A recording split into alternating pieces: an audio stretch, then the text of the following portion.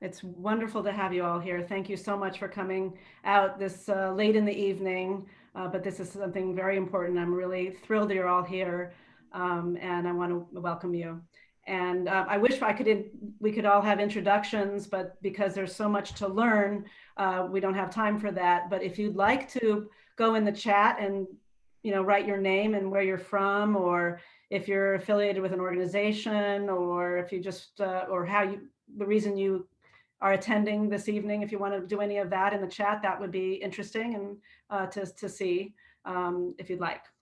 Um, this event tonight is being put on by National Council of Jewish Women San Francisco section. And you just heard from Antonia Levine, who is our wonderful and extraordinary executive director. And the mission of NCJW, our section is 120 years old this year, by the way. We're celebrating an anniversary. Um, it's a grassroots organization of volunteers and advocates who turn progressive ideals into action. Inspired by Jewish values, we strive for social justice by improving the quality of life for women, children, and families, by safeguarding individual rights and freedoms. Uh, our section is known for a variety of things, but particularly our work on anti-human trafficking and lobbying for social justice, both in Sacramento and Washington, D.C. You do not have to be a woman or Jewish to join us, so we invite all of you to join and participate. Uh, so we've started this Racial Justice and Diversity Committee, and everyone's invited to join, and we'd like to collaborate with other organizations and other individuals. We know we have a lot to learn. We're starting with education. Last month, we had a lot of you guys, while we're at this event we had last month, where our board member, Lindsay Newman, who also works at Bechol Lashon, gave us a wonderful presentation on Jewish diversity in the United States and around the world. And now we're going to have this fantastic evening with Stuart Robinson. Stuart Robinson is definitely what someone would call a Renaissance man, because he can do anything and has done everything. His day job is a CEO of a talent agency, and he's a professional motivational speaker, but he is a fantastic singer and writer and author, composer. He's written musicals and plays and books and screenplays, and he amazing. And he's also a spiritual guide to many communities, including Jewish communities and Jewish organizations, and other faith communities also. And he's also a mentor to a lot of people. So you'll see how wonderful he is. And I'm gonna throw this over to Stuart, and really looking forward to it. And thank you so much for being here, Stuart. Thank you. Hello, everybody. I had the pleasure of sitting in with a lot of you on the last session led by Lindsay. I want to acknowledge Lindsay and thank her for the wonderful work. I also had the pleasure of speaking to the Cleveland, you don't call them branches, you call them something. But I met Mindy that night, and I thank Mindy for coming. It was a wonderful meeting her group and interacting with them. And I look forward to doing the same with you. The thing that struck me when I spoke, when I sat in on Lindsay's session, was how genuine all of you were in wanting to learn. And one of the things that came up in my focus group was that people wanted to learn more about this, but they were uncomfortable with, how do you get into these conversations and how do you not say the wrong thing, etc. So tonight is going to be my way of helping you get a greater understanding of the real issue, and then we'll go forward from there. So I always like to start with a quote. So I'm going to quote the author and business consultant Tim Ferriss, who says, "Success in life can be measured by the number of uncomfortable conversations you have." And I'm going to hope that that's true, because tonight is going to rank up there among uncomfortable conversations. But if you truly want to learn about this topic, you got to have those conversations. And I hope to make you as comfortable as possible throughout this. We didn't come here for a social event and we want to achieve results. So we got to talk about some uncomfortable topics. I will be as gentle as possible, although I'm going to use some words that tend to incite emotions and defensiveness and conflict. But if we can make a difference, if we can help you grow, I'm willing to take that risk on your behalf. I also like to start with a story. I'm going to tell you the story of the best dentist I ever went to. I was an actor at the time and I was touring and I was in Lake Tahoe, California. And I got the worst toothache, like I wanted to knock myself over the head. So I went to this dentist and he was going to do the work. And usually when a dentist starts working on you, they pry open your mouth and they take out this long hypodermic needle and they say, this won't hurt a bit. And then they stick a needle into your gums. And of course you go, ah, ah, ah. Well, this dentist instead told me, this is going to sting like crazy for 2 seconds. And then the Novocaine is going to do its work and you're going to be fine. Will you allow 2 seconds of discomfort so that I can do this work? And I thought, And then he proceeded to do the work. And I said, yeah, 2 seconds of discomfort. And it did sting, but I said, okay. And the Novocaine did its work. And the work went on. And I thought, what a brilliant concept of saying, could we allow just a few minutes of discomfort in order to let the healing do its work? So that's what I'm going to ask of you. And tonight, I'm not going to tell you what to think. I'm not going to tell you what to do. I'm not going to tell you what to feel. I sincerely want you to know that no one is here to cast blame. We're not going to chastise anyone. We're not going to criticize anyone. My hope, in fact, is that I excite you, that I arouse your curiosity and stoke your passion to take action in correcting a problem that anyone who has YouTube knows exists. And that issue is race. Now, I'm pretty sure you can feel and you can see that change is coming. And to be honest, we don't really know yet if it's for the better or for the worse, but we know that organizations like yours will need to be educated and prepared for what is to come. I want to make one thing clear up front. This is not a political discussion. Support who you want, vote for who you want. My job is to enlighten you as much as possible and allow you to have whatever beliefs you have. The purpose of this seminar is to figure out what we can do to help overcome this problem. And many of you have already asked, how can I help? What can I do to help? How can I be an ally? And my experience is that it's very difficult to land on the what or the how until you deeply explore the why. Why do we have this problem in the first place? Why can't everyone just be unbiased like us? That leads me to another story. I got to tell you the story of Dr. Ignaz Semmelweis. Anyone ever heard of him? Ignaz Semmelweis? Okay, Ignaz Semmelweis was the chief obstetrician at Vienna Medical Center in the mid-1800s, and he was in charge of the obstetrics unit. He was a well-known and celebrated surgeon, and they ran 2 clinics within that hospital, one run by the doctors, a maternity unit, and one run by midwives. Their problem was there was an issue called childbed fever that was claiming 60% of the people who would check in. And they couldn't figure out what the problem was. Claiming, I mean, mortality. I mean, 6 out of 10 women who came to deliver a child there didn't live through the experience. In the maternity ward, the percentage was something like 20%, a whole lot better than that ward. So it got to the point where women were choosing to have their baby on the street rather than go to this clinic. And Dr. Semmelweis was beside himself. He couldn't figure out what to do, and he dedicated his life to trying to solve this problem. He cared so much. He tried all kinds of things and theories and read books and took classes, and nothing helped. Finally, the solution came, believe it or not, when he had to go on the road for 3 or 4 months to do a teaching tour. And when he came back, he found that the numbers had improved. Now you can imagine how that feels, that the problem gets better when you leave. You're the one who's dedicated to solving it. But he took it in stride and he started looking at his behaviors. And he realized that he was splitting his time between the maternity ward and the cadaver unit where he was doing experimental science. And he got the idea that maybe the two were connected. So he started washing his hands in a very special chemical solution before he would enter the maternity ward.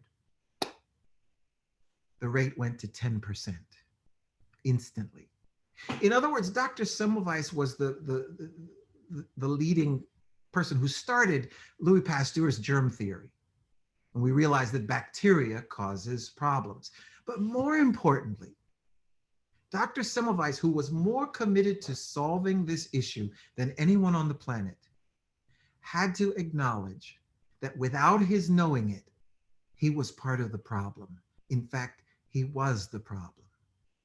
So today, as we talk about the why of our dilemma, we got to think back to Dr. Semmelweis, because there's a good chance that we, myself included, are part of this problem and we don't know it.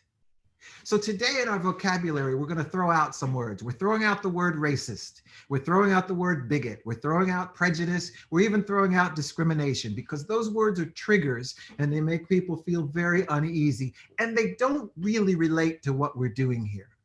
No one on this call is an overt racist. You wouldn't sign up for a seminar like this if you followed those views. What we are going to talk about is bias. Bias, implicit bias. And there's good news and bad news with that. The bad news is we all have biases. So please don't get triggered. The good news is I'm going to explain to you exactly why this bias is not our fault. Having biases doesn't make you a racist, doesn't make you a hater or a bad person. What we're talking about is implicit bias. Okay, what's an implicit bias? It's an unconscious association or a belief or an attitude toward any one social group. And with these implicit biases, we can attribute certain qualities or characteristics to all members of a group, a phenomenon known as stereotyping. You've heard of it. All mother-in-laws are annoying. All seniors are bad drivers. All Black people are this, all white people are that. All Jewish people are, you can fill in the blanks from your experience.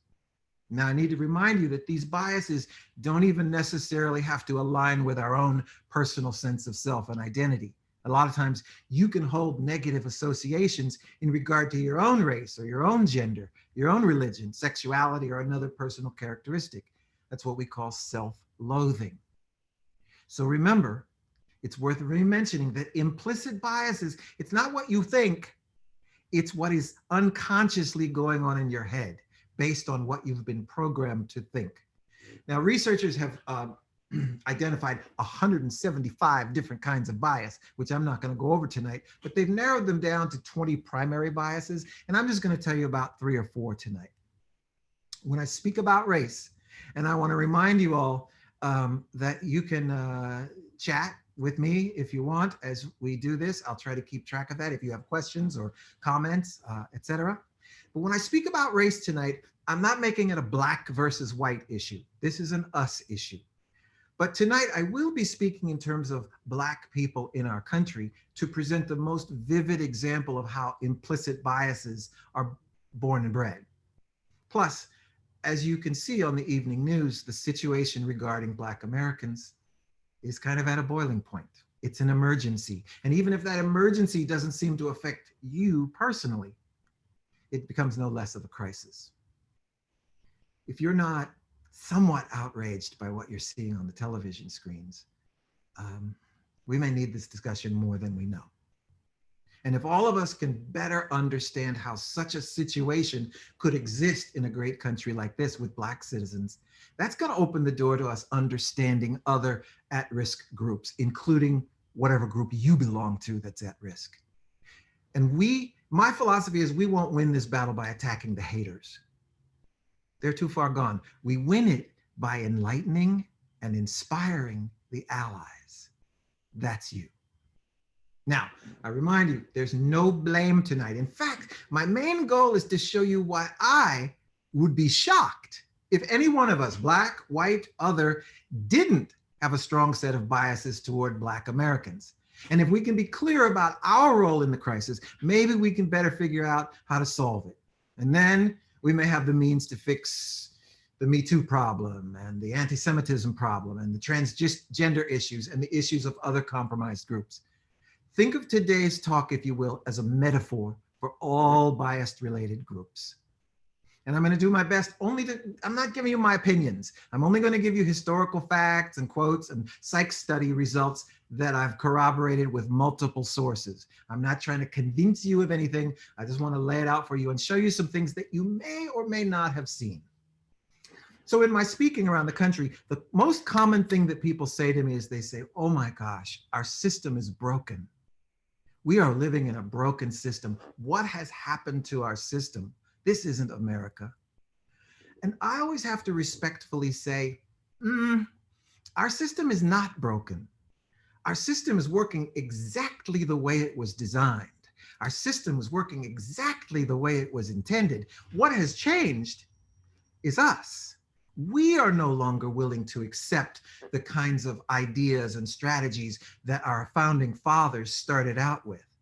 But the system has never changed. And the reason we don't know that is that we don't have necessarily a realistic view of American history, the things that our schools failed to cover, because we can't kid ourselves about the country we live in. And if we're going to seriously address today's topic, we have to be clear about our history, which in many ways isn't a pretty picture. Most of us here today were probably taught a much rosier image of that history because that's what our schools had to offer us. Our founding fathers and our historians shaped a story that sanitizes our past, and that's the version they placed in our school's curriculum. This brings us to the first bias, anchoring bias. The subconscious things, not what you consciously think, but subconsciously. Anchoring bias means you tend to subconsciously stick with the things you first learned. Well, where did your first biases come from? From your parents as an infant and from your teachers as a young person. So whatever was in the school's curriculum, that was the foundation of your biases, regardless of what you think now. So we're interested in learning why we have a horrible race problem in America. We have to look at the real story of this nation. Now, you've all heard of Christopher Columbus. He discovered America. You sang the song, La Nina, the Pinta, the Santa Maria, you know, all that, yeah. Okay, so he didn't discover America. What we know is he actually discovered the Caribbean and South America, but he was setting out in search of a shortcut to Asia, where he had heard there was an untold amount of gold and riches. Now, what I want to remind you is it sounds like this wonderful mission to expand the world, but really he was on his way to Asia. How to acquire this gold? He was going to take it.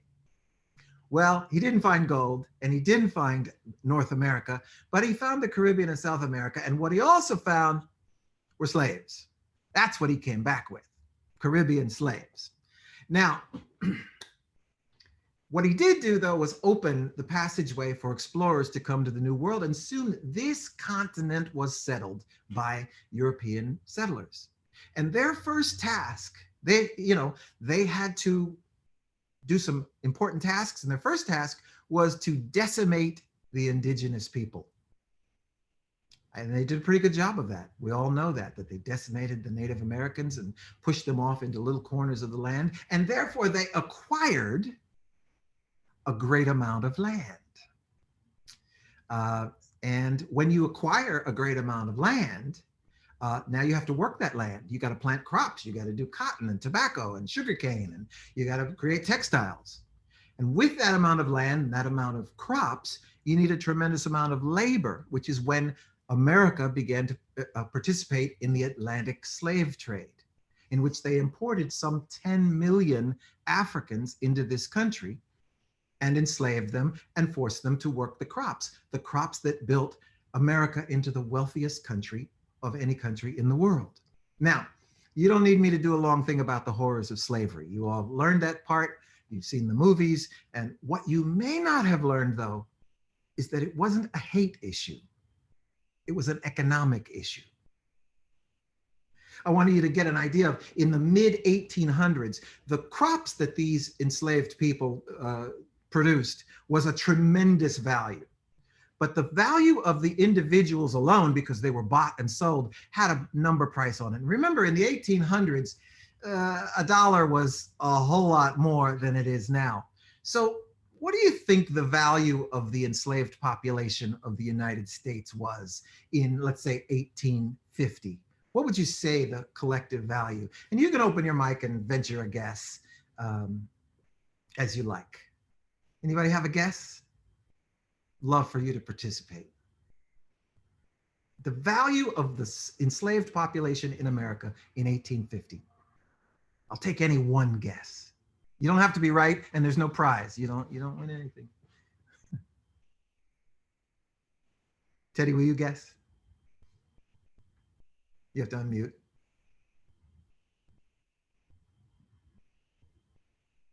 You're still muted. Okay, hold up fingers for, is it 10, 10, 30, 40, 50, 60, 70, 80, 90, 100 million, 110 million. No, 110,000. You can put in the chat your numbers as well. I'll let you unmute. So there's a bunch of, Stuart, there's a bunch of numbers in the chat, 75. Okay, there we go. Okay, 75 million. We can't unmute. Okay, I'm sorry. It's my $100 per person. Oh, okay. Yes. Okay, good. And I have that. I have 75 million. I have 100 million. I have 50 million. I have 15 million. I have $100 per person. And I have 200 million. The actual value of the slave population in 1850 was $3 billion. Wow. $3 billion in value. So of course, America built tremendous wealth, and that labor force grew the crops of the South, and they built the railroads, and they built the structures, and they did all that. Now, what you need to know about enslaved people is they were not considered people. They were considered property. They were not allowed to own property of their own. And learning to read was a crime. In fact, teaching an enslaved person to read was considered a crime. Slaves were not allowed to assemble without the presence of a master or a white person. And if you lived off the plantation, you had very strict curfews. And also, certainly an enslaved person could not own or possess firearms. I think we know why. More importantly, the children of two slaves who married were not considered a part of that family. They were the property of the master. So it wasn't unusual for the mother to be sold off to this state and the kids sold there and the father sold there. It happened all the time. Plus, most importantly, killing a slave was not illegal. It was not against the law. It was expressly legal if you were correcting a slave. So it doesn't take a whole lot of genius to figure out that Black people weren't brought here to be friends and neighbors, to run our companies, to be our neighbors. They were property. And if you wonder why certain groups today are so angry and disillusioned and feel disenfranchised, it's because on top of this unfathomable abuse, down deep, we all know the inexorable truth that we were lied to from the start. It's not a secret. After all, listen to what I think is one of the greatest documents ever written. The Declaration of Independence, the document upon which the ideals of this country were based. They wrote, "We hold these truths to be self-evident. They cannot be argued, that all men are created equal. Also self-evident that they are endowed by their creator with certain unalienable rights. They can't be bartered, they can't be limited, they can't be taken away. That among these are life, liberty, and the pursuit of happiness. Also self-evident that to secure these rights, of course, governments are instituted, deriving their just power from the consent of the governed. More importantly, it's self-evident that whenever any form of government becomes destructive of these ends, life, liberty, and the pursuit of happiness, it is the right of the people to alter or abolish it and institute new government, laying its foundations on such principles and organizing its powers in such form as to them, the governed, shall seem most likely to affect their safety and happiness." Now, they didn't want the British to think they were crazy. They said, "Prudence indeed will dictate that governments long established should not be changed for light or transient causes. In fact, accordingly, experience has shown that mankind, us, are more disposed to suffer, to put our heads down and just get through it while evils are sufferable, than to right themselves by abolishing the cause to which they are accustomed. But when a long train of abuses and usurpations, pursuing invariably the same object, evinces a design to reduce them under absolute despotism, it is their right, it is their duty to throw off such government and to provide new guards for their future security. What an amazing document. If only they had meant it for us. When they said all men are created equal, they meant men. They weren't talking about you. And when they said all men are created equal, they didn't mean me. They didn't mean Black Americans. They didn't mean Native Americans. They meant European Anglo men. They didn't mean Jews. They meant European Anglo men. So we hear some people asking, why is everybody so upset? Why is race such an urgent topic? Why are people protesting? Why are they rioting? Why can't they be civil? Well, the document says when a long train of abuses and usurpations, events are designed to reduce you, it's not only your right, it's your duty to stand up to such government. 56 delegates signed that document. 56 men. Of those 56, only 13 were not slave owners. And 18 of our US presidents owned slaves. President of the United States. And of those 18, all but 4 owned them while they were in office. So is it any wonder that we're programmed to have trouble envisioning Black Americans as a part of the American dream? And let me remind you, at another seminar, I could do hours on the story of how women and indigenous people and people of Latin descent and non-heterosexuals and Asians and other immigrants were intentionally excluded from being a part of that dream. And again, it's not a blame situation. It's just what happened that they never told us. I know how dedicated your group is to eradicating human trafficking, and I applaud it, and I'm so much in admiration. So I get that you understand. What I need you to know is that American slavery, which lasted from 1615 to 1865, it wasn't the slavery of ancient Greece. It wasn't that kind of thing. And it wasn't even the illicit sex slavery of today. The difference, the abhorrent slavery of today, trafficking, is unreservedly illegal. And any current day victim who escapes to a world that recognizes her freedom, his freedom, and will work to punish her enslaver. American slavery, by contrast, was legal. And it was sanctioned by the state and the government and a web of enforcers. And any victim who managed to escape to a world that not only didn't recognize her or his freedom, but would return her to her captors for further unspeakable horrors as punishment. That's the difference. Now, some of our forefathers weren't so implicit. Do you all know about, I'm gonna take a look at all of you again. You all know about the Dred Scott ruling? Was that in your schooling? Okay, for those of you who know, thank you.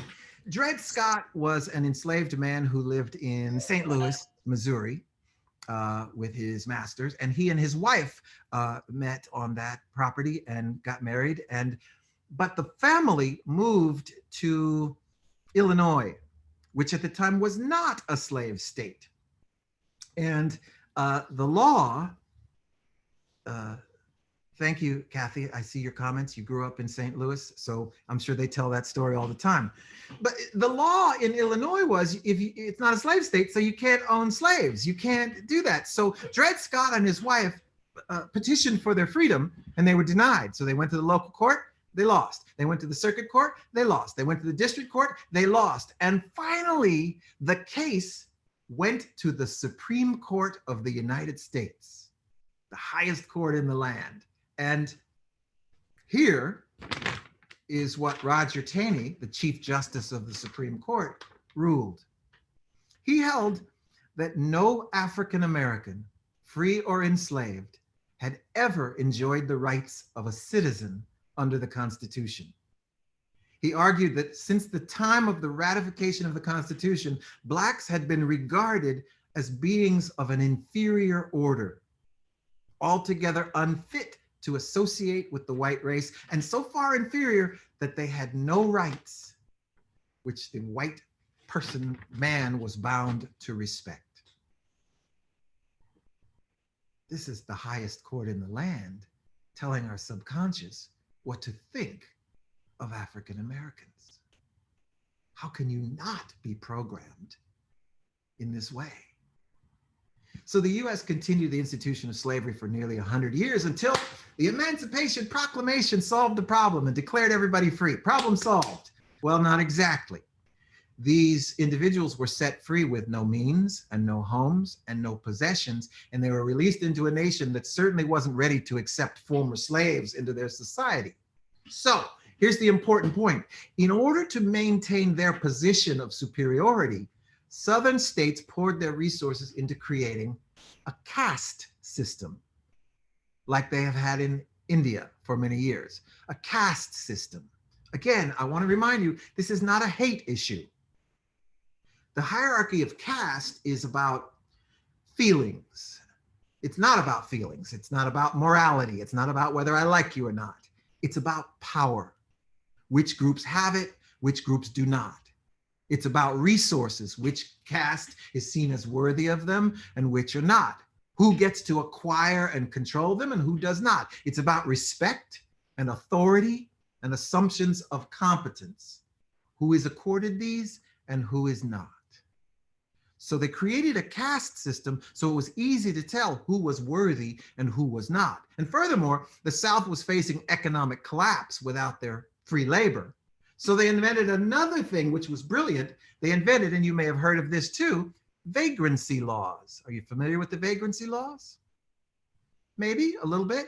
So vagrancy laws were these new laws that they created that made it unlawful to be homeless, to be unemployed, or to loiter or engage in insulting gestures or mischief.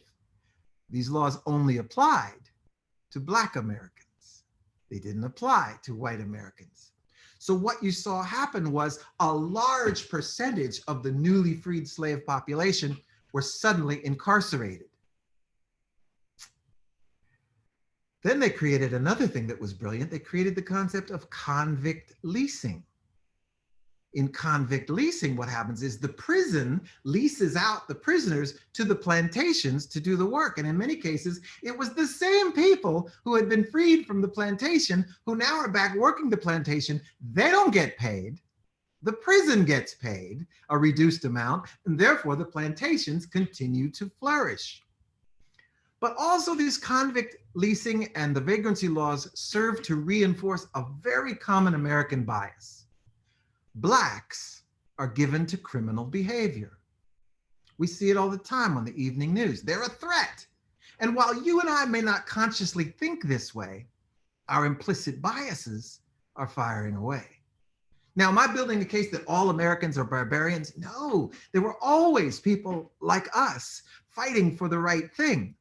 In fact, for a brief window of time, for like 12 years, known as Reconstruction, the North sought to rebuild the South and help the 4 million people who had been newly liberated, but the federal government withdrew for political expediency and left the subordinate caste in the hands of the very people who had enslaved them. Field Order number 15, I believe, General Sherman was going to give hundreds of millions of acres of land, 40 acres and a mule to each of those families. And Abraham Lincoln actually signed that document, thought it was a good idea. Unfortunately, a couple days after his inauguration, Abraham Lincoln was assassinated, and his successor, Andrew Johnson, made that his first action to reverse that idea. So I'm going to share my screen because I want you to look at a document here. And I'm going to ask you to participate a little bit. So get ready to type in some answers, if you will.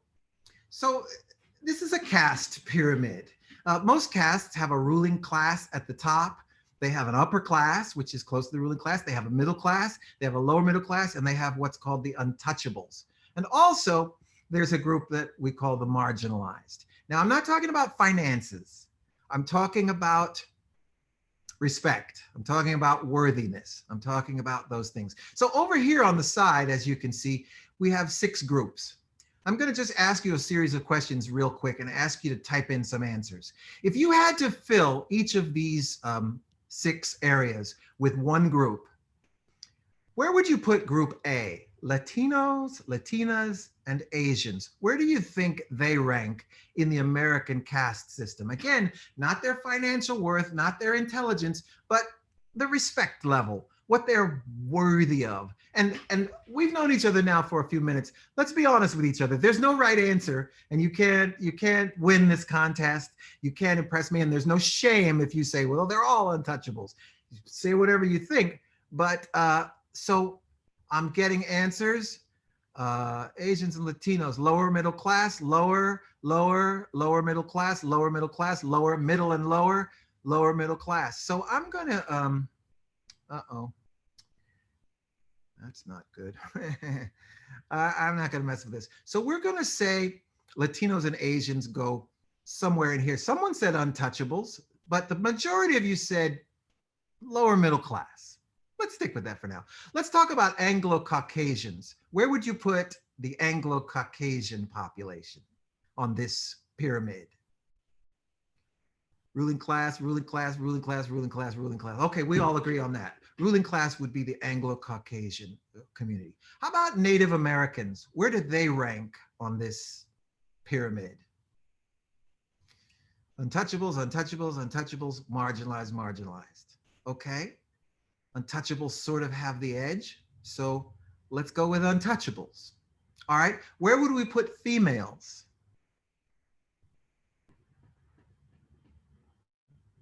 Marginalized, lower, middle, lower middle class, middle. Okay. Marginalized, marginalized, marginalized. Yeah, the majority seems to say marginalized. Okay, where would we put Black Americans?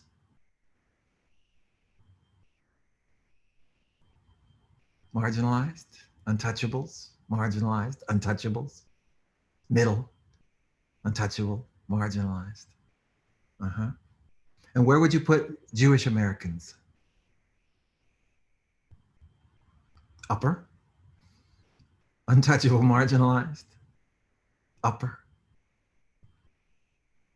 middle class, upper, lower Jewish. Remember again, it's not how successful you are, how wealthy you are, it's how you're perceived in the hierarchy of value.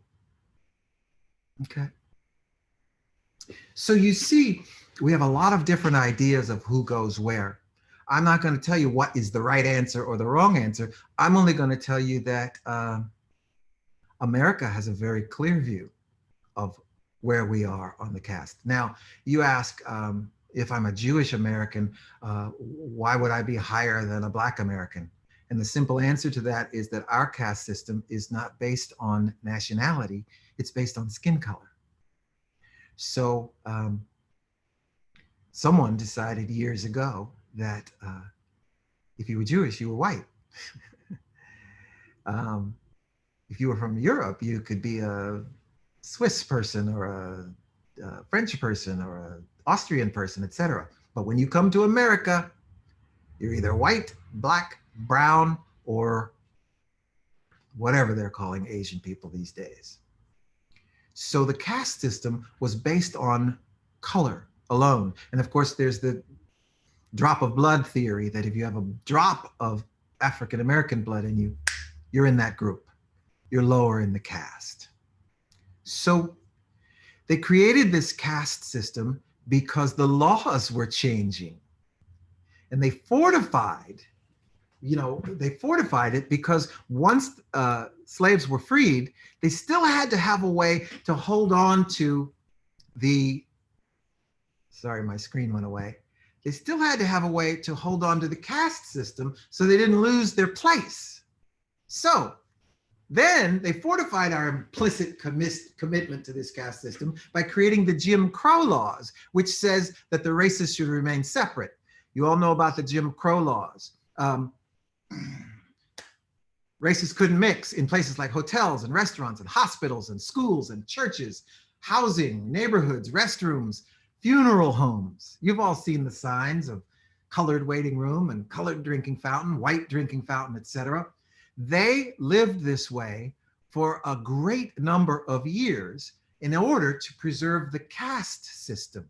We're not going to allow you to mix. until in 1896,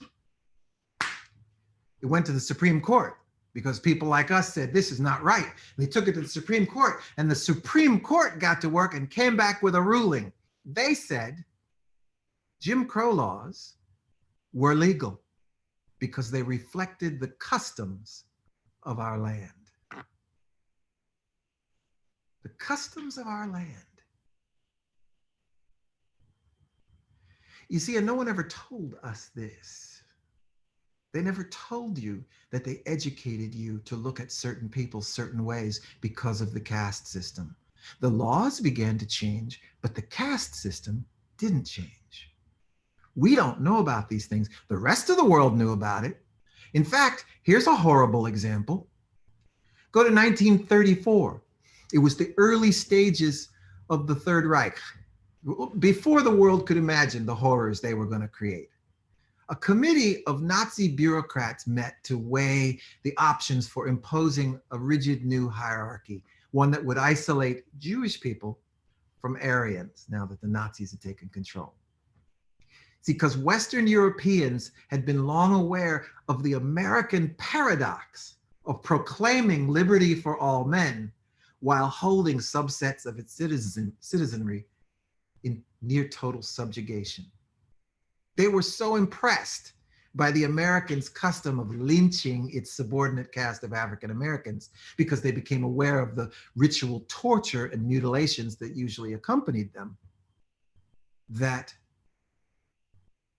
Adolf Hitler marveled at the Americans' knack for maintaining an air of robust innocence in the wake of mass death. We always think of Nazi Germany as the center of hate in the world. They went to school on us. They learned what they did by looking at the American South and how they had managed, and how they managed to this day to say all men are equal and still have a knee on the neck of many of their citizens, including women, including homosexuals, including all kinds of groups. Well, this went on until 1954 segregation, until Brown versus the Board of Education declared segregation unconstitutional. Problem solved. Well, not exactly. The Southern states countered by creating the Southern Manifesto, which was really just 50 new Jim Crow laws. You see, the law changed, but the caste remained in place. And in order to enforce that, they began a proliferation of voter suppression and of lynching. You don't need me to show you pictures of the horrors of lynching. That went on up through when Richard Nixon ran for president. He declared himself the law and order candidate. Law and order candidate really was a dog whistle for I will protect you against the Negro. And that became the new thing. Because if you want to plunder a people, first, you make people afraid of them. Second, you segregate them. And third, you police them. Now, then what happened is the media and the news amped up its portrayal of Blacks as dangerous criminals. And again, I'm not pointing any fingers, but I'm sure we all, if we had to think who's dangerous, who's more dangerous, this nice Jewish boy or this Black kid in the hoodie, your subconscious immediately tells you it's that kid.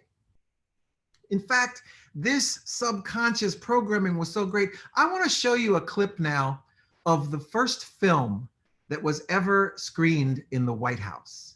It's the first film that a president actually created a theater and had this film screened. So take a look at this clip and see if you recognize this.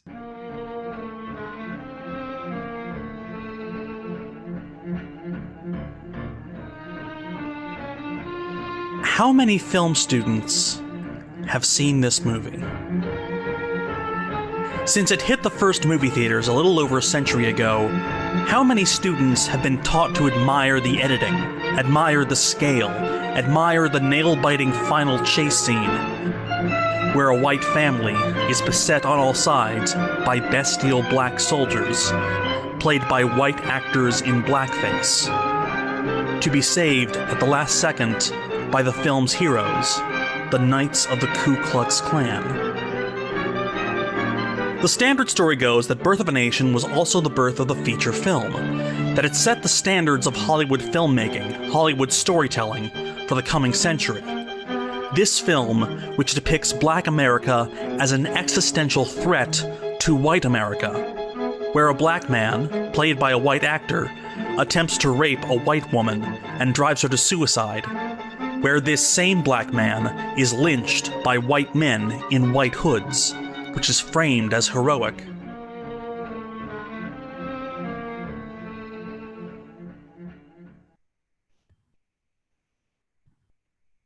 So that film is to this day on the list of the 25 greatest films in America.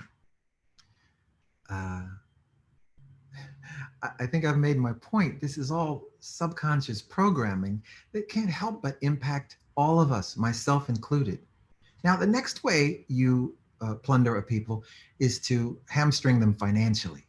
And things got tougher for Black America because jobs moved to the suburbs and Blacks weren't allowed to live in the suburbs, and most Blacks did not own cars, so they couldn't go to jobs. So Black unemployment went up, as well as Black incarceration.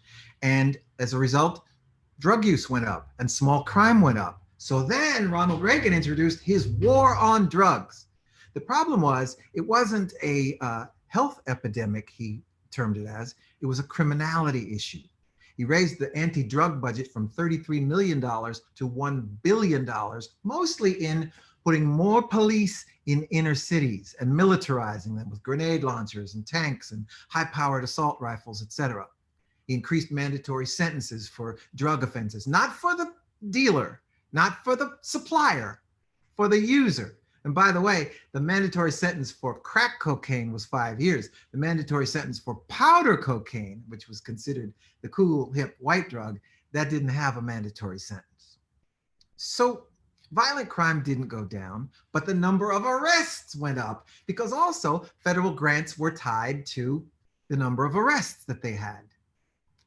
So then came law enforcement, where law enforcement began to be trained that Black people are dangerous and are the enemy, which led to the recent issues that we have today. In their training, they are told that Black people are very dangerous. There's a theory of training in law enforcement that is called killology, where they teach these officers that if you're not willing to take a life, this is the wrong job for you. And so they over-militarize these inner cities, and the rest is history. I'm gonna ask you another question to type in, so get ready to type in some answers.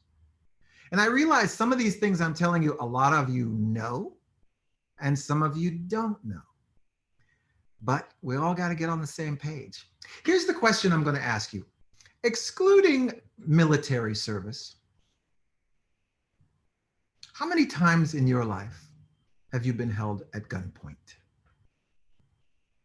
We've all been on the planet quite a while. Never, zero, once, zero, never, never, never, zero, zero, once, zero, zero, once, never, never, zero, zero, once, never, zero, zero, zero. Thank you all for your answers. Only by toy guns and brothers. I love it. Thank you, Kathy. Figuratively, I have been held at gunpoint. Yes, I get it. I bring this up because the answer for me is 5. And all 5 of those have been police guns. You've spent some time with me. You see that I'm not a particularly dangerous looking person. I'm pretty articulate. I drive Jaguars and BMWs. I live in a very upscale neighborhood. I'm educated. I'm able to talk to people. I have been held at gunpoint 5 times in my life by the police. I've been in handcuffs 15 or 16 times. And those 16 times I've usually sat on the curb for about an hour while they do whatever they're doing, etc. And I've had 2 in my lifetime near George Floyd incidents. One that took place in my own home, which the officers held a gun to the back of my head and that knee on my neck at the same time, and wouldn't allow me to speak, to say, I live here.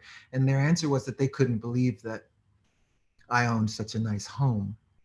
The other time was the officer dropped his flashlight and I went to reach for it to help. And he thought that was an act of aggression, and that didn't turn out well.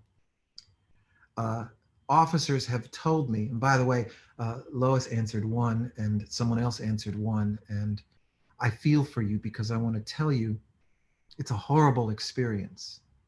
It's a horrible experience. So for me, it has happened 5 times and 15 times, and I've been pulled over. I can't count. It's over 100. There are certain streets here in Los Angeles that I will no longer drive on. La Cienega Boulevard, you won't see me on La Cienega because I know I'm gonna get pulled over. That's not anyone's fault. That's bias. Either they see a Black person in a neighborhood that they don't think they should be in, or they see me in a car or a home that they don't think I can afford, and they're so terrified because of years of programming, they approach with guns drawn. And if all doesn't go well, I'm pulled out of the car and put on the ground with the gun to my head. And I'm not complaining about this. I'm trying to tell you that it happens. It happens on a regular basis, and it's not accidental that most of you have never been held at gunpoint, and it's not accidental that it's been 5 times in my life.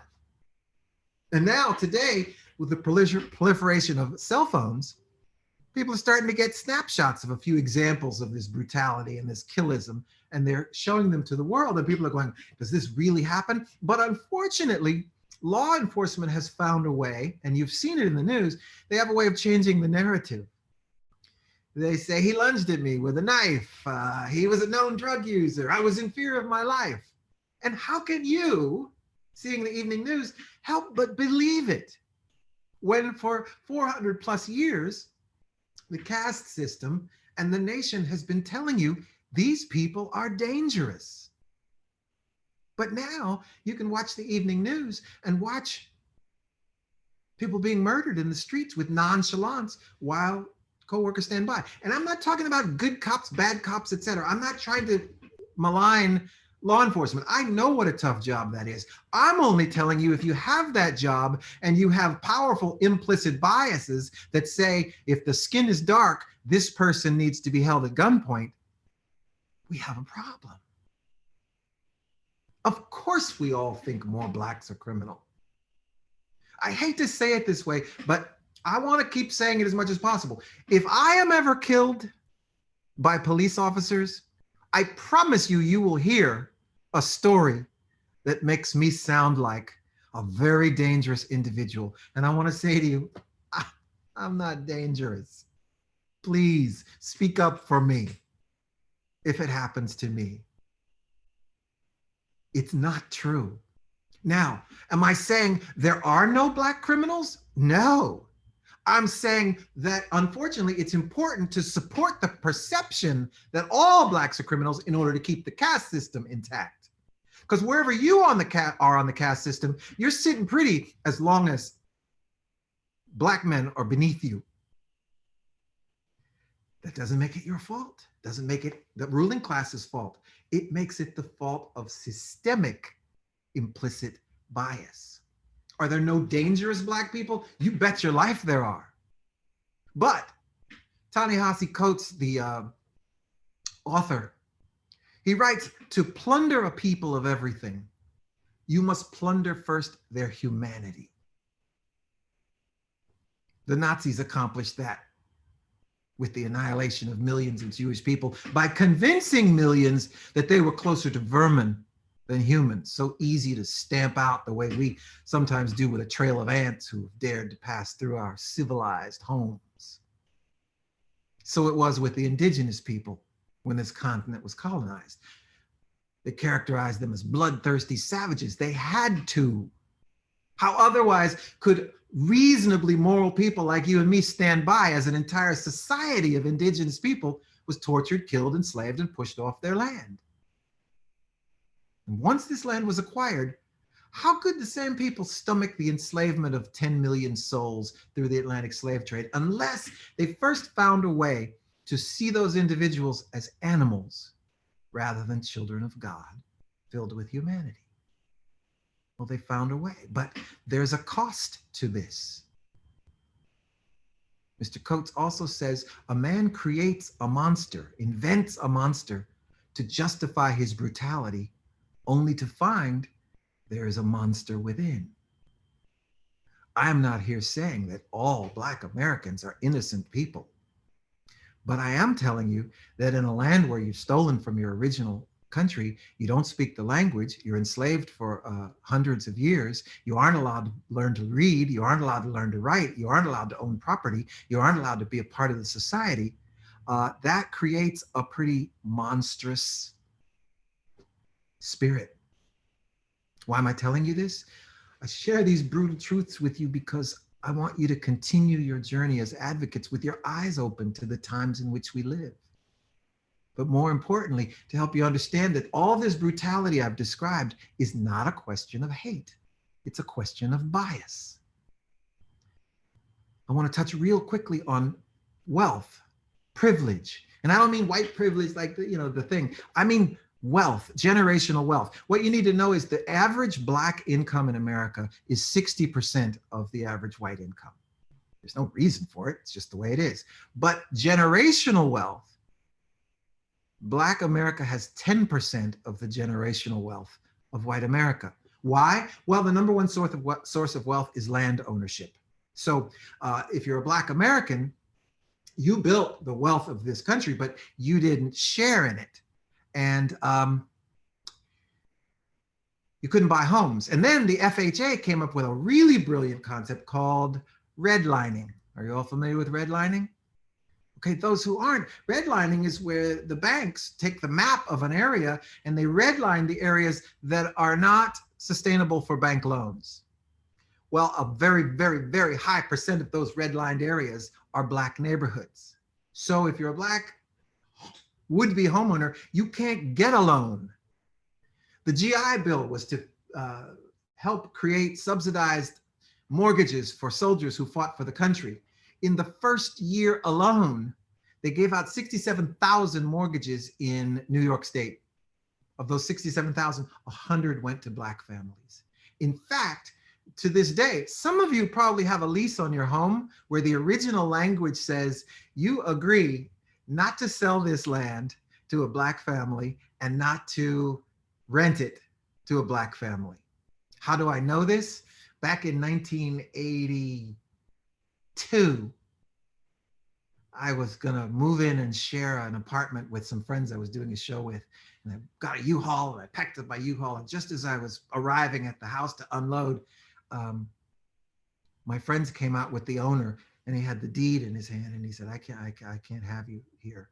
It's not that I hate you, I'm okay with you, but my deed stipulates that you can't live here. That was Sherman Oaks. That's 1982 or whatever it was. So they didn't outlaw housing discrimination until 1968, but we all know that segregation exists to this day. So I want to remind you, we're talking about generational wealth, not the money in your pocket. And that's the stuff that allows a person to pursue dreams now, real dreams that most of the Black community in America doesn't have the luxury to even know exists.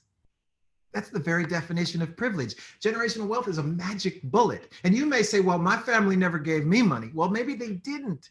But the security of their comparative wealth may have given you the freedom to dream, to take risks, secure in the knowledge that there was some kind of safety net if all failed. Imagine being in a position where you can't even begin to dream because there's no recourse if you fail, no family or a distant relative who has the ability to come to the rescue in a financial emergency. In fact, if in that world with no permission to dream, those very relatives are depending on you to finish up school and take your lower mid-level job so you can assist the family in their struggle, you're behind the 8 ball.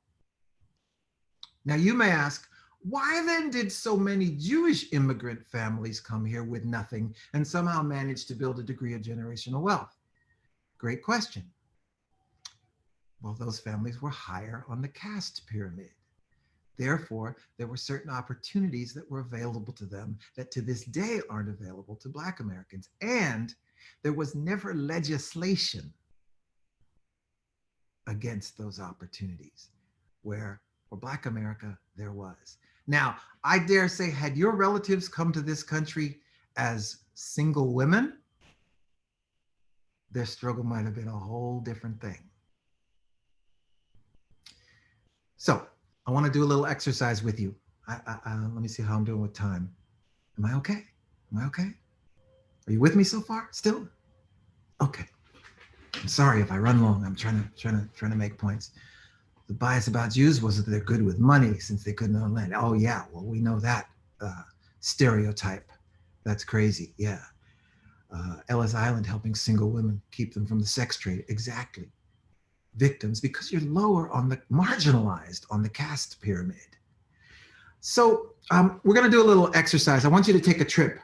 You're traveling cross country to do a meeting for National Council of Jewish Women. You have been tasked with pitching a concept that's going to bring $1 billion of funding into the organization to allow you to do what you do. Okay, so you're going on this trip, you've packed, you're at the airport, you're running a little late, and the security line is very long. So you wait in that long security line, you're going, oh my gosh, my plane's about to take off. Finally, you get through security, you put your shoes back on, you get your jewelry out of the thing, you put it on, you're running down the thing, rolling your suitcase behind you, and you see McDonald's on the left, and you think, oh, if only I could grab an Egg McMuffin, but you don't have time for that. And you see on the left, duty free, you go, well, I'm not flying internationally, so I couldn't buy anything there anyway. And plus, my plane is about to take off, and you see the gate up ahead, and you see that they're about to close the door of the aircraft, and you say, wait, I'm here. They hold the door, they let you on the aircraft, and you've made it, and they close the door behind you. In fact, you're so late that as you're passing through, the pilot is moving into the cabin and closing the cabin door, and the pilot reaches out and says, congratulations, you made it, you just made it. So you have that handshake, and you make your way to your seat, and you sit down, you buckle in, and you have a good flight. Okay, stay with me.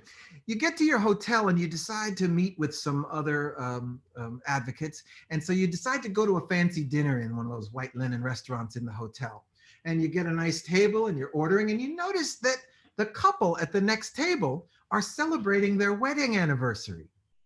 And you look over and you go, oh my gosh, congratulations. So you order a bottle of wine to be sent to their table. They pour wine, you toast, and you say, happy anniversary.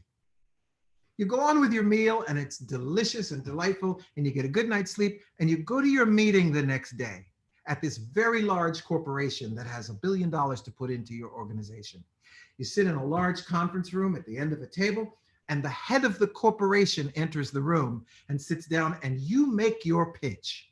And it's the best pitch you've ever given of your life. And the head of the corporation stands up and says, you've got yourself a deal. You shake hands and you leave on cloud 9. You head back to your headquarters, and the entire team carries you around the office on their shoulders. You've won the day. It's a great story. Let's go back. Remember when you were in the airport and you were running through the airport, you saw McDonald's, you saw duty free, you got on the plane, and the pilot shook your hand. In your story, was the pilot by any chance Black? Probably not. When you got to the restaurant and you had dinner next to the couple celebrating their anniversary, in your mind, were they by any chance a same-sex couple? Probably not. When the corporation conference room took place and you closed the deal with the head of the corporation, in your vision, was the head of the corporation a woman? Probably not. And don't feel guilty. It never is for me either. It's the way I've been programmed. Powerful people, a pilot, a couple celebrating a wedding, head of the corporation, $1 billion. Of course it's a white man. You see, your brain, over years of programming, begins to expect certain things. And when you get what's not expected, the amygdala, which controls emotions and all that stuff, signals the hypothalamus, which controls function and key processes, which triggers a release of stress hormones. You don't even know it's happening. You just know this picture isn't matching what I thought.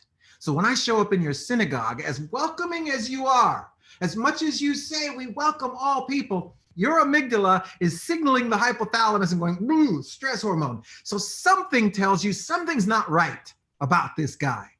It's not your conscious thinking, it's your unconscious bias firing away into a physical thing.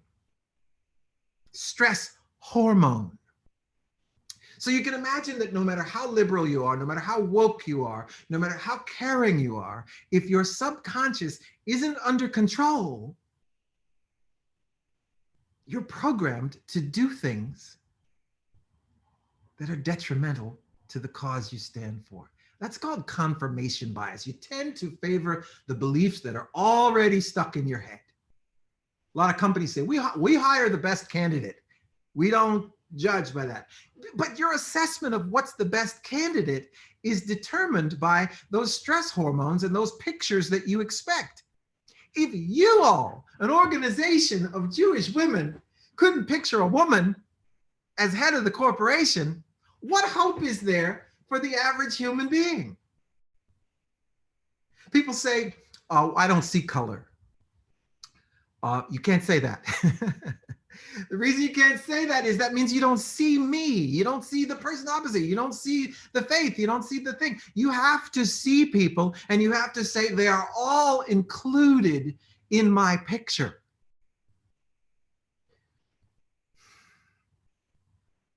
And I know sometimes when you have people who apply for jobs, they're Black candidates, and you get the feeling that they're not as smart. They don't interview well because they're not as articulate. They speak funny, they dress funny, etc. Well, remember, you got to ask yourself, is this bias?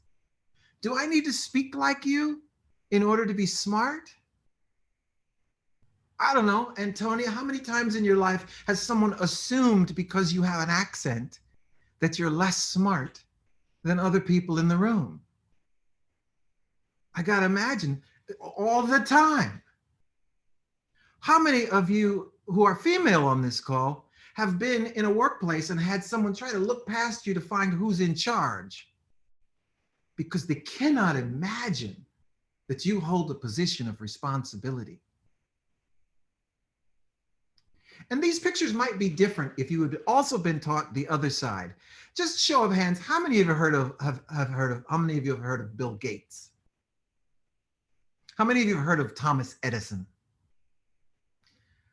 How many of you have heard of Anne Sullivan? Helen Keller, Anne Sullivan? Okay, let me ask you this. How many of you have heard of Septima Clark? 2. How many of you have heard of Mark Dean?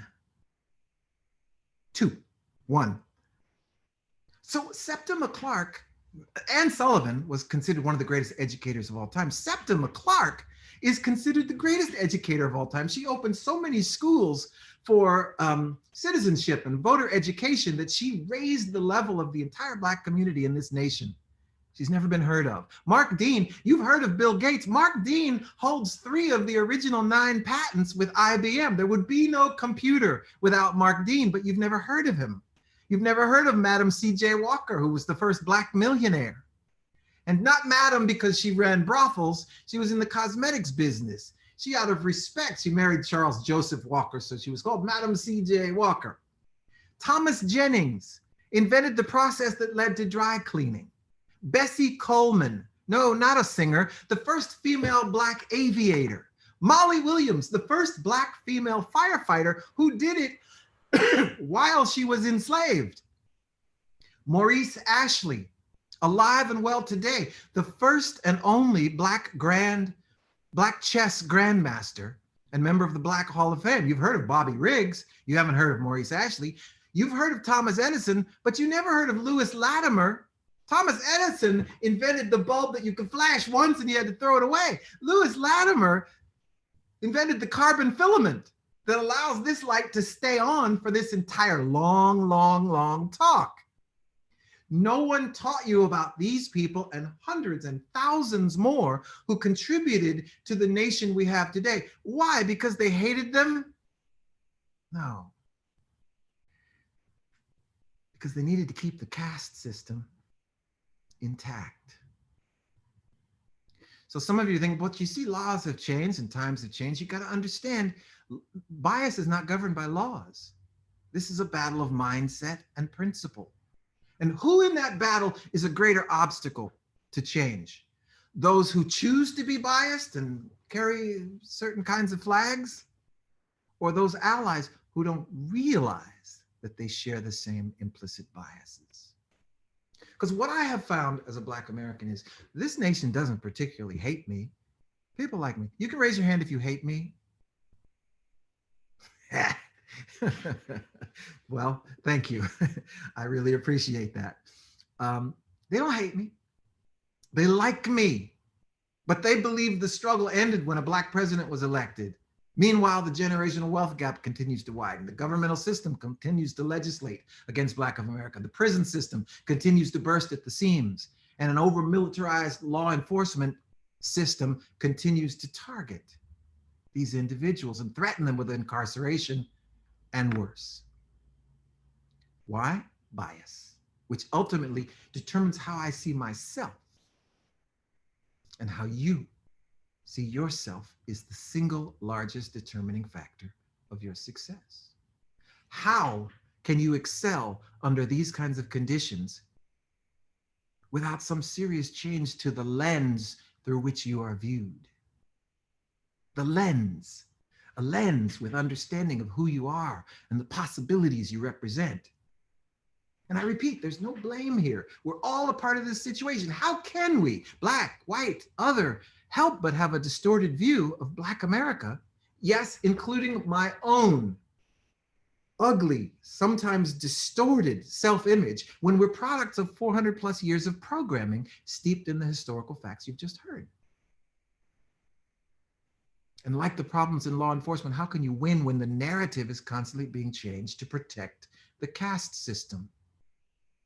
You can't win.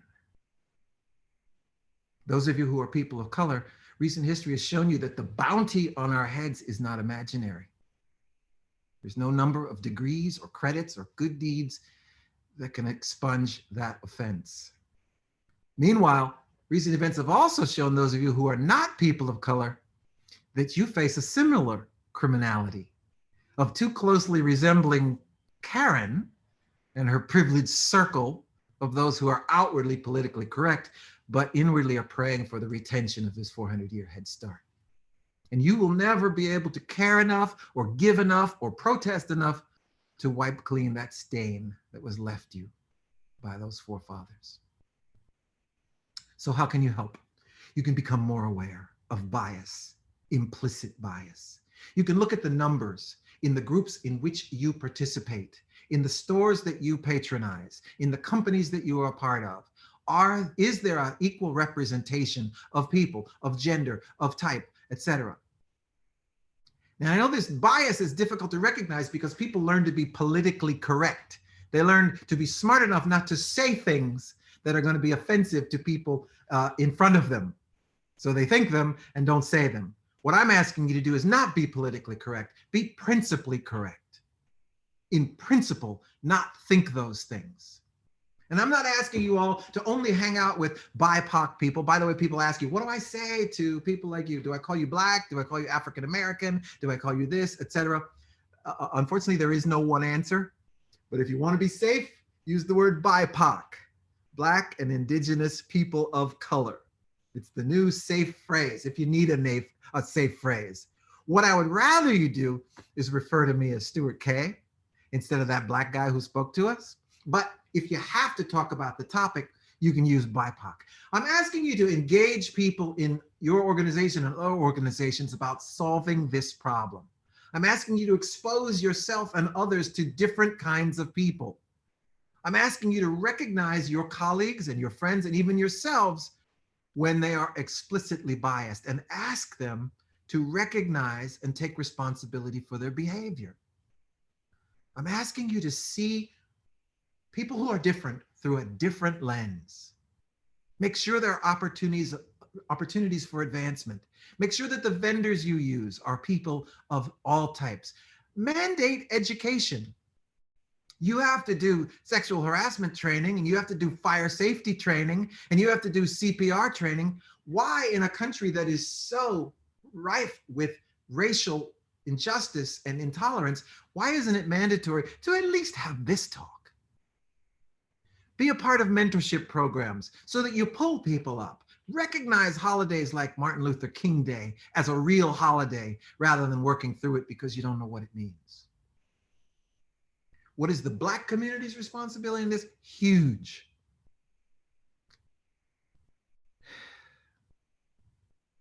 But the Black community can't do it alone.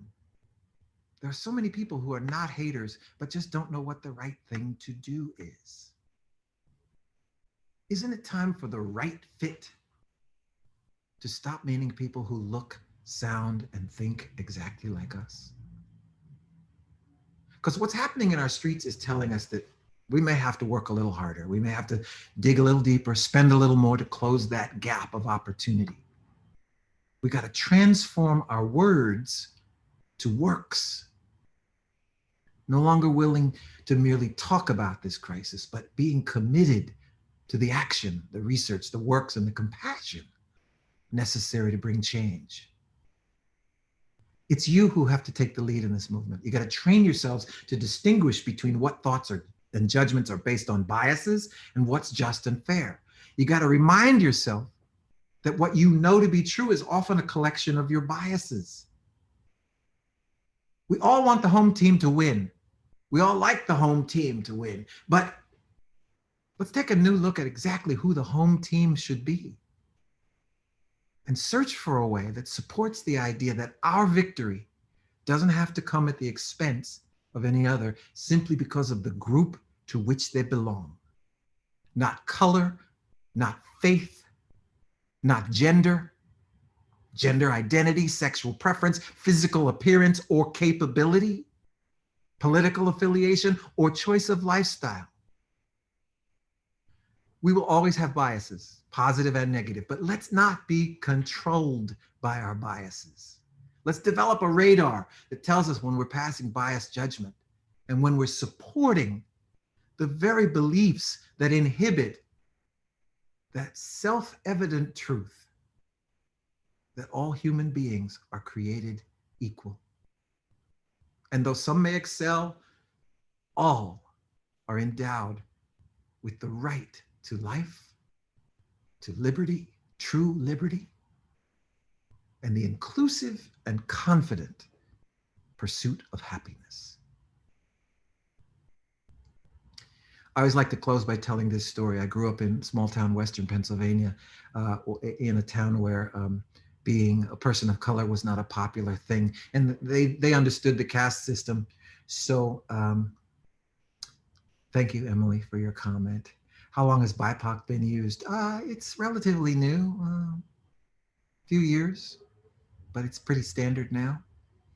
But anyway, I grew up in this small town where I was always the smartest kid in my class and always the best athlete and always the most popular kid, etc. But my teachers who loved me would pull me aside and say, you know, you gotta tone it down. Your expectations are way too high. This is not a world where you're going to rise very high, and you should learn to speak when spoken to. And I heard that, and it put me in mortal terror. My family moved to California and things happened. And I just want to say to you that I still to this day hear those words of my teachers saying, speak when spoken to. No one wants to hear what you have to say. So when a group like you comes together and gives of your time and your energy and your focus to hear me speak, it's like a miracle. It's like a dream come true. So I thank you all from the bottom of my heart for having me here. And I'm want to welcome your questions and your comments. So if anyone has a comment, just, okay, Teddy, you can take over. Yes, thank you so much, Stuart. Thank you so much for your generosity. This is why I spoke so highly of this talk and was encouraging everybody, because I know it blew my mind, and I'm sure it blew a lot of your minds too. And a lot of it, you kind of need to like sit with it and absorb it and think about it. If you have any questions, you are free to do one of two things. You can put something in the chat, or you can raise your hand or wave your hand around, or do the little official waving of hand. Susan Desmond has a question. Thank you so much. That was amazing. I have been a bit distracted, though, by the painting behind you of Muhammad Ali. Now, I'm trying to think if this was intentional, because most of us Jewish people think, oh, he was anti-Semitic. Mm. Well, I said most of us, Linda. I that's what I was brought up to think. Oh, he used to be a great fighter, and then he became anti-Semitic. That's what I heard. Yeah, and I never met him. I never engaged with him. I know that he became a Muslim, and I know that many of the leadership of the Muslim community at that time were very outspoken and not very nice to the Jewish community. But my knowledge of Muhammad Ali was that he was a man who spoke up for what he believed, and he didn't really, he had Jewish trainers and Jewish managers and Jewish friends, and so I don't know of any particular examples, although it wouldn't surprise me. Again, he's victim to the same biases that you are victim to, and when you're on the bottom of the caste pyramid, of course you look at everyone above you as the enemy, unfortunately. So I can't defend his views on Judaism, etc. I can only tell you that without people like Muhammad Ali, I would not be able to stand here and speak about race in America today.